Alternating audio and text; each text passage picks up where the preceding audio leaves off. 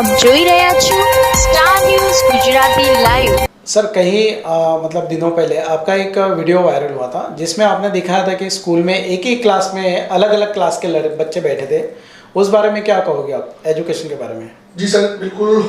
Last week morning के अंदर after the morning walk मैं एक स्कूल में पहुंचा और जब मैं लास्ट टर्म के अंदर कॉर्पोरेटर था तब भी मैं इसी तरीके से मेरे वार्ड की स्कूलों को चेक करता था, जिससे टीचरों के अंदर और विद्यार्थियों में एक अपनापन महसूस होता था कि कहीं ना कहीं कोई व्यक्ति ऐसा है जो हम पर हमारी नजर रखा हुआ है। जब यहाँ स्कूल में पहुंचा जमालपुर के अंदर तो मुझे बड़ा आश्चर्य हुआ कि नीचे से लेकर जो वहाँ के टीचर्स के जो एक एटीट्यूड्स थे कि आप स्कूल में नहीं जा सकते, तो मैंने बताया उनको कि भाई मैं देश के बंधारण के कायदे के अनुसार जाना चाहता हूँ।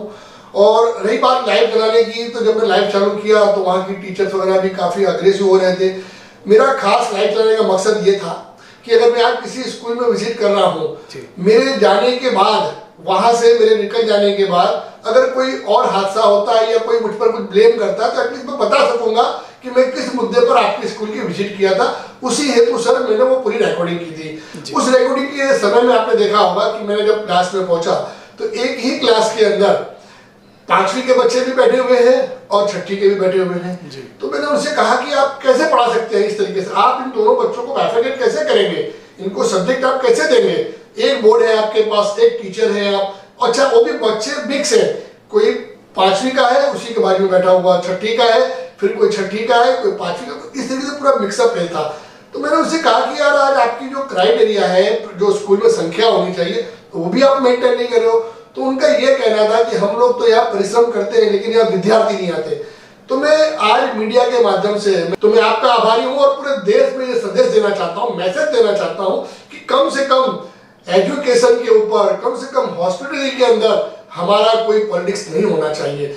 ये एक ऐसी जगह है कि जहां पर आज से पहले कभी सरदार पटेल जी ने अपनी विद्या को हासिल करके देश के एक प्रख्यात व्यक्ति बन पाए थे, आज भारत को उन्होंने क्या नहीं दिया। हमारे महात्मा जी जो इन्हीं स्कूलों में से निकले थे, आपने देखा अब्दुल कलाम जी, मतलब ये एक ऐसी जगह है जहां कोई धर्म, कोई पक्ष, कोई विस्तार कोई मायने नहीं रखता है, क्योंकि यहाँ से लोगों को अपने आप को बड़ा बनाने का, अपने एक सपनों को सिद्ध करने का, भारत और देश का सच्चा सपूत बनने का अगर उसे अवसर मिलता है तो कहीं ना कहीं स्कूल के माध्यम से मिलता है। इसमें राजकारण नहीं होना चाहिए। मैंने शुरू से ये बात करते आया हूँ, चाहे जिस विस्तार की हो, चाहे वो दलित विस्तार की हो, चाहे वो लघुमती विस्तार की हो, चाहे वो ब्राह्मण विस्तार की हो, चाहे किसी भी विस्तार की हो और किसी भी माध्यम की हो, उर्दू मीडियम हो, गुजराती हो, तेलुगु हो। आज गुजरात के अंदर अगर आप देखें तो कुछ वर्षों पहले यहाँ पर तेलुगु, उर्दू, तमाम भाषाओं की यहाँ पर माध्यमिक शालाएं थी, आज सारी बंद की कगार पे।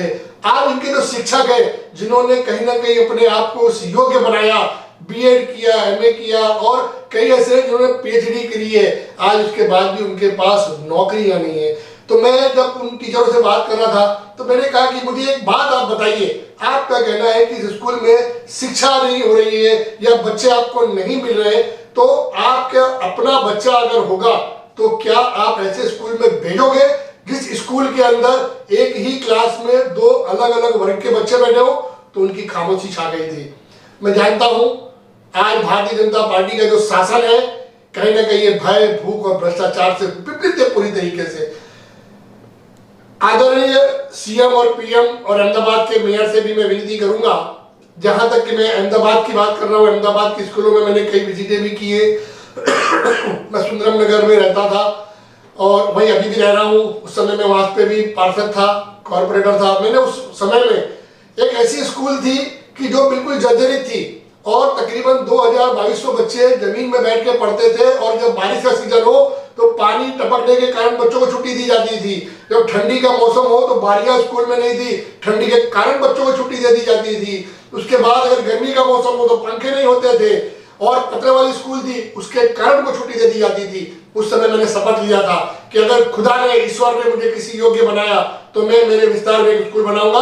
आज मैं मेरे खुदा का एहसानमंद हूँ, आभारी हूँ, मेरे विस्तार के नागरिकों का मैं आभारी हूँ कि उन्होंने मुझे 2010 से 2015 में जो अवसर दिया था। तो सुंदरम नगर के अंदर एक 17-18 नंबर की गुजराती स्कूल थी, उसका हमने काम किया और लोग कहते थे कि उस समय 2010 से 2015 के समय में अगर सबसे बेहतरीन कोई स्कूल बनी होगी तो वो सुंदरम नगर स्कूल बनी थी और आज भी कार्यरत है।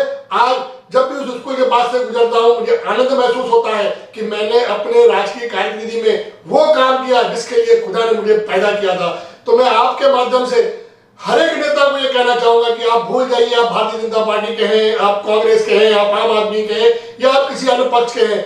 आपका पहला दायित्व है आप अपने विस्तार के अंदर एजुकेशन पे फोकस करें, लोगों को सच्ची शिक्षा दें, क्योंकि अगर लोगों के पास शिक्षा होगी तो वो व्यक्ति समझ सकेगा, उसका परिवार समझ सकेगा।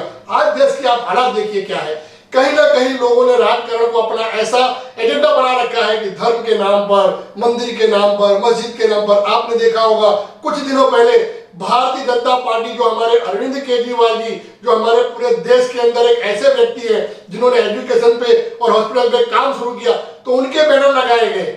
ये बहुत दुर्भाग्य की बात है इन राजकीय पक्षों के लिए।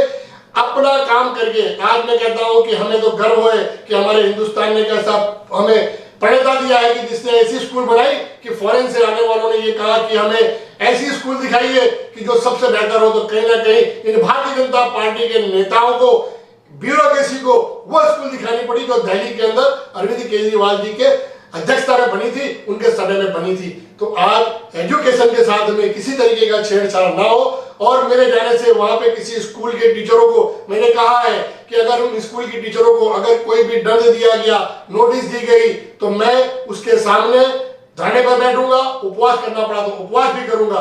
क्यों? क्योंकि टीचरों का दोष नहीं है।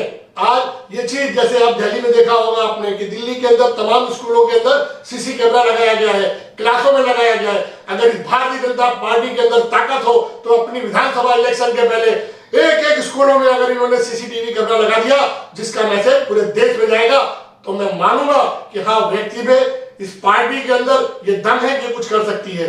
इनके पास कोई काम का एजेंडा नहीं है। तो आज आपके माध्यम से मैं प्रजा से अनुरोध करता हूं, विनती करता हूं कि आप राजकीय पार्टियों का एजेंडा हत्था ना बने। आप अपने परिवार को संभालने की जिम्मेदारी है, आपकी दायित्व है, उसको आप ईमानदारी से पूरा करें।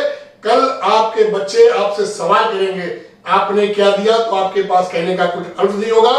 आप शिक्षा पे पूरा जोर दें। मैं स्टार्ट न्यूज में जो मुझे आज आने का मौका दिया तो मैं आपका आभारी हूं और आपसे विनती करता हूं कि इसे कोई राजकीय पॉलिटिकल एजेंडा ना बनाकर एक सच्चे राष्ट्रभक्त, मैं अपने आप को देश का सच्चा सपूत राष्ट्रभक्त मानता हूं और ये मेरा दायित्व है। अगर एजुकेशन को लेकर मुझे कुछ भी करना पड़ा, रोड पे उतरना पड़ा, मैं उतरूंगा और इस काम को मैं पूरा करूंगा, ये मैं आपको वचन देता हूं। जय हिंद।